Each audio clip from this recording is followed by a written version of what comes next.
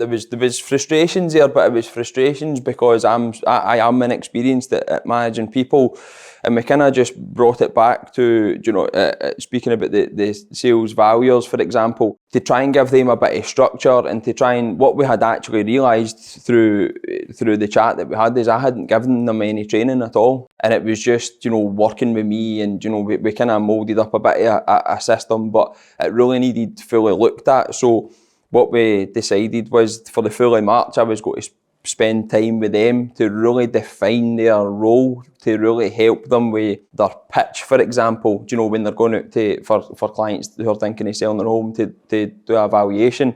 We looked at that and just really spent a lot of time on that. We spent a lot of time on the kind of marketing side of things, lead generation. We spent a lot of time on that, and all of a sudden, because we brought up our conversion rates from a lead to an appointment, and an appointment to a converted listing, and we just looked at each area of that to say, one, how can we get more leads in, how can we then convert them, and how can we convert them. So, you know, we just peeled it all back. We're still working on it just now, but for me, and I'm sure the guys would agree, that's drastically changed things. The performance has been, you know, through the roof the last kind of month or so, and I think just by focusing on that. So, and I'm really still, again, very early stages at managing people, so I'm still trying to get better on that. I've still got a lot of, you know, improving to do in terms of managing people, but I'm on that kind of journey and it's getting there.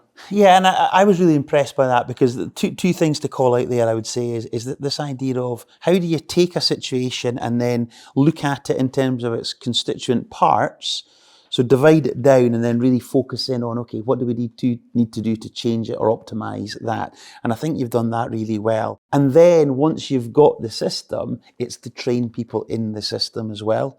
And it's that hands-on. Remember that parkour video that we kind of talked about, the coach showing the wee lad how to do a backflip. And it was that about, you have to be hands-on with people initially and then start to back away as they get it. Yeah. And I think that, you know, March has been a really good example of that. As I've watched you do that, I'm thinking, nice.